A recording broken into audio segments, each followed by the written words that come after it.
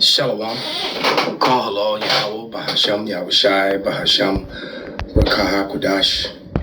Double honors unto the apostles, double honors unto the elder bishops.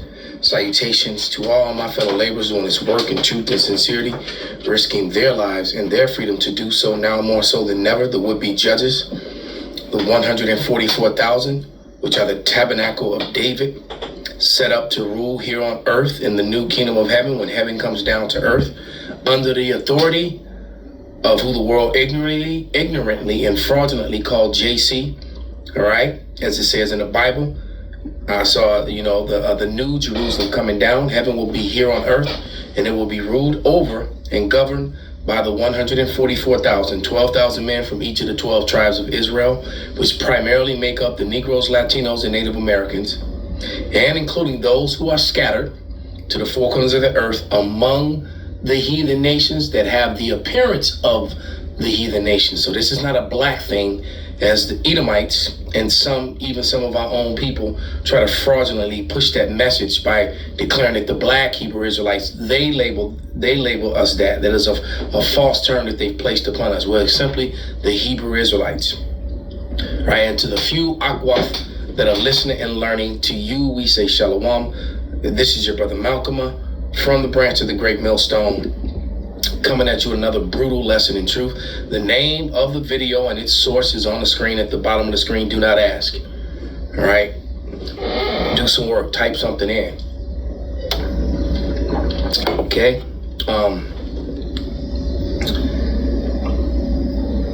And first, before I go any further, I'm going to read the copyright disclaimer, section 107 of the copyright disclaimer under section 107 of the Copyright Act 1976. Allowance is made for fair use for purposes such as criticism, comment, news reporting, teaching, scholarship, education, and research. Fair use is permitted by a copyright statute that might otherwise be infringing. All right, so I don't own the rights to this. I'm not using it for monetary gain, simply using it for edification and teaching purposes. All right, and the first scripture I'd like to actually get before I even start is we'll go to the book of Sirach, because this man is a proud man that never keepeth at home. Got to get that one, that one as well. But and the Lord hates pride.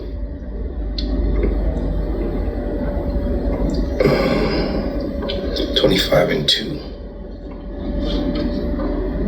And it reads, 3 sorts of men my soul hateth, and I am greatly offended at their life.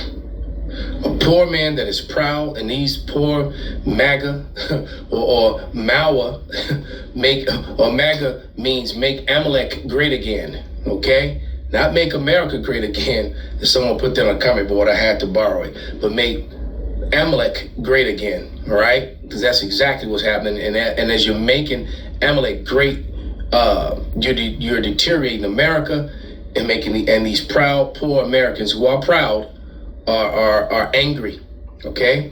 But it says, 3 sorts of men my soul hateth, that I am greatly offended at their life. But I thought the Lord just loved everybody all the time. See, you people, man.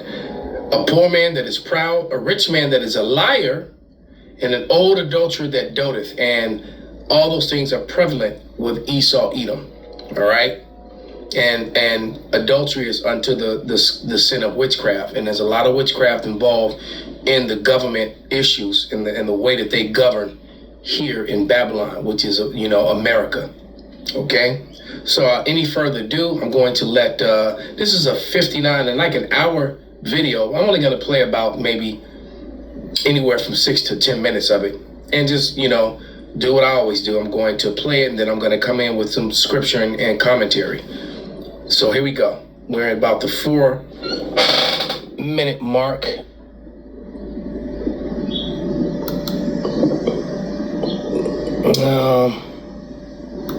Yeah, let's go back. I started about right about there. And to exploit vulnerabilities. Why build a global fleet of carriers when a new generation of missiles can render them obsolete?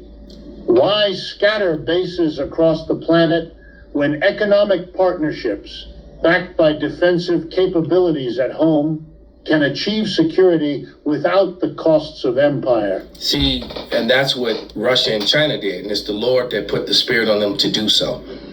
All right, because America can boast about the mightiest navy, this, that, and the other, but together, China and Russia are way stronger than America. Plus, they have all these new allies now, people that America has mistreated and basically oppressed and stolen from. Okay, and Russia built missile systems that can counteract all of America's military might. Okay, so there's no fear of America, from Russia, as all nations feared America once upon a time because of their military might. And they use their military might to enforce their currency upon everyone else. This is what made America so great and wealthy, because all the other people were bullied into using American currency. And if you deviated from that, they would sick their military on you, label you a terrorist first, demonize you in the media first, and would justify destroying you and setting an example to make the other nations be afraid and fall in line. This has been American policy. This is what they've been doing since World War II. The brilliance of this approach is that it strikes directly at the U.S. most cherished symbol of power, the assumption that its military is simply too strong to be challenged. This is the essence of what we mean when we say the U.S. military monopoly is ending. Wow. Let's go to Isaiah 14 and 10 or 11. Yep, 14 and 10 and 11. It says, all they shall speak and say unto thee, art thou also become weak as we? Art thou become like unto us? Thy pomp, see that arrogance, thy pomp is brought down to the grave, and the noise of thy vows, and the worm is spread under thee, and the worms cover thee, and worms are associated with death. And America has basically HIV, AIDS, and cancer. All right. And though they may, and as a matter of fact, it's starting to even show it from the outside. You know, a person can be sick with HIV or AIDS and still look perfectly normal because the effects of it haven't kicked in yet. Well, you can actually see in most big cities in America, all right, you can actually see the decay. You can see the worms. You can see the death. All right. And like I said, by in America going around bullying everyone, putting tariffs on everyone, while China and Russia were building the people that America was bullying was helping to build their infrastructure, and now they trust and have aligned themselves with those nations. All right, and China and Russia also had a currency, have a currency that is backed by gold, not by debt. All right. It is not that America has become weak. It still possesses immense firepower, sophisticated technologies, and unparalleled reach. But it is no longer unrivaled. The psychological shift alone is historic. Nations across the world... Because, America still has all that firepower. But when it says, have you become weak as we, meaning we can now touch you too. See, the nations couldn't reach America. America could do damage to them at a distance, but now these nations can do damage back. And these nations are collaborating. They formed a tumult, all right, against America, against Babylon the Great, okay? That once assumed U.S. power was absolute are now recalculating. The credibility of Washington's threats diminishes when adversaries and allies alike recognize that force may not guarantee victory. A monopoly, after all, does not erode quietly. It collapses once competitors prove it can be challenged. The consequences are profound. In practical terms, The Pentagon must now consider scenarios in which intervention could result in devastating losses. The myth of invulnerability is gone. More importantly, the economic and political weight of the United States. Let's stop right there. The myth of invincibility, all right? Because they were so proud and arrogant. That brings to mind Obadiah. All right, I was talking about Obadiah and Isaiah yesterday. Now I'm thinking about it. All right, but this is Obadiah 1, and it's just one book, and it's one of the most fiery books in the entire Bible. But Obadiah 1 and 3 says, "The pride of thy heart have deceived thee," heart meaning thy mind, not your actual heart. All right, heart in the Bible is referring to your mind. Look the word up.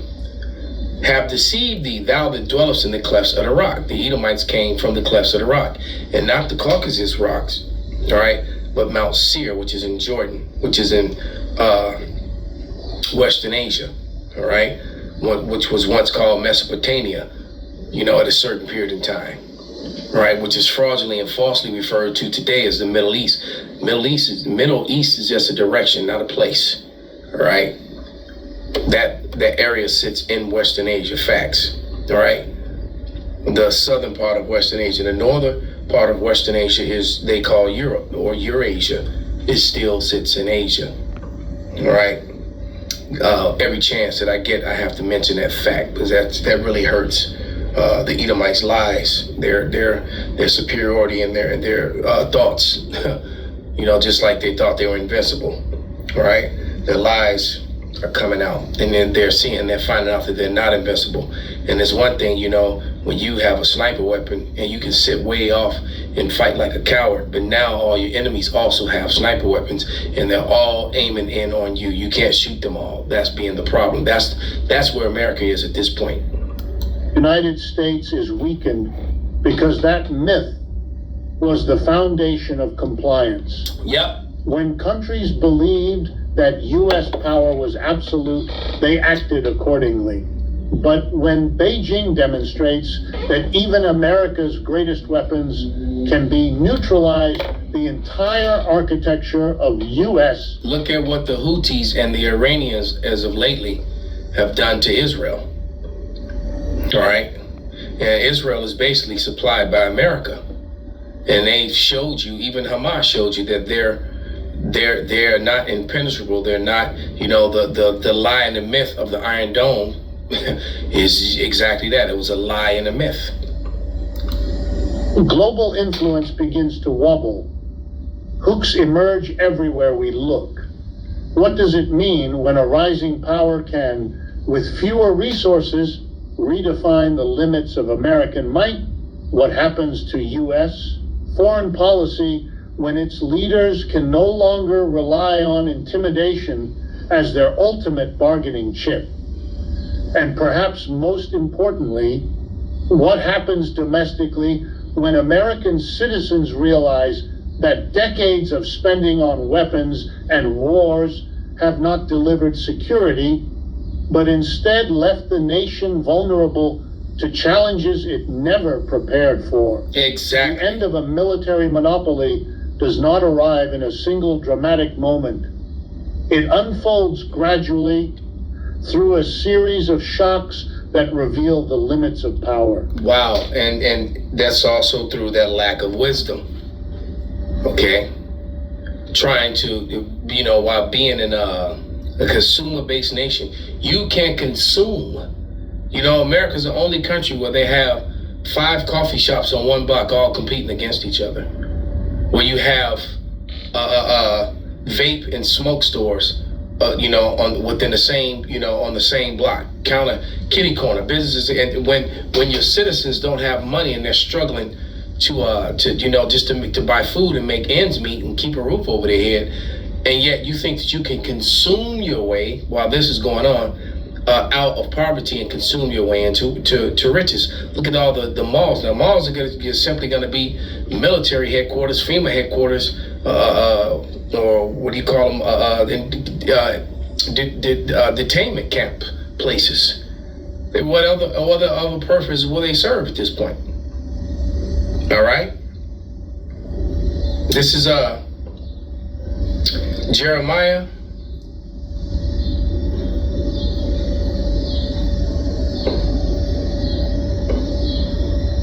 49 and 7. And it reads, concerning Edom, thus saith Yahweh of hosts, is wisdom no more in Teman? Is counsel perished from the prudent? Is their wisdom vanished? And it has. Their wisdom has completely vanished. All right? You know, the things that they've done in the past are not working anymore. It's a failing system. All right? Completely collapsing upon itself. I'm going to play a few more minutes and then read a couple more scriptures and get to wrap this up. This isn't gonna be as long as I thought it would be. China's advancements are such shocks. Each new technology, each new capability, each new demonstration that U.S. weapons can be countered chips away at a system that once looked permanent. Wow. The lesson here is as old as history itself. Empires that believe in their own invincibility are often the least prepared when that illusion is shattered. Damn. And that's exactly what their pride, the pride of their heart, have deceived them. Okay? And they never kept it home, always involving themselves in other, and being covetous, trying to take someone else's land, and now it's all backfired upon them. And then some of their closest allies have turned on them. And they talk about the Israelis, and Canada was a better ally to you than the Israelis, and many of the other other EU nations and things. But we understand what's going on with that whole, with the who really controls and runs America. You just look at all the lobbyists and all the organizations that are not even American yet have control over American policy. All right, and that's not connected to anyone except the unstrategic landmass to America that they fraudulently call the Middle East. All right, but this is Habakkuk. Let's go to the book of Habakkuk, 2 and 4, and it reads, behold, his soul which is lifted up is not upright in him, but the just shall live by faith. Yeah, also because he transgresseth by wine, his philosophies, his democracy, right, which brings the destruction of the family and the destruction of people, all right, food, water, everything you can imagine, all right. It says, also because he transgresseth by wine, he is a proud man, neither keepeth at home, he's always in somebody else's land or territory, all right, who enlargeth his desire is hell and is as death. What they enlarge their desire, bring hellish conditions, and they bring death to all these other places that they go to, and cannot be satisfied, but gather unto himself all nations, and heapeth to himself all people. He wants all people together, but with the pale man in charge. Well, gonna all be together, but with us in charge, okay? Yeah, and look what that's got you. Look what that's got in the world. All right, verse 6. Shall not all these take up a parable against him, and a taunting proverb against him, and say, woe to him that increaseth that which is not his? How long? And to him that ladeth himself up with thick clay. And that thick clay is Ibat Yat, and that's debt. You have a debt-based currency, and you have a debt that's in the over 200-something trillion that will never be able to pay back. It's way more than 31 trillion. 31 trillion is an astronomical number within itself, but the real debt is over 200-something trillion. All right, so this place is fucked. So with that, we give all praises, honor, and glory unto Yahweh, Bahasham, Yahweh Shai, Bahasham, Rakahak, Wadas, Kwam, Yasurala, Abad, Babal.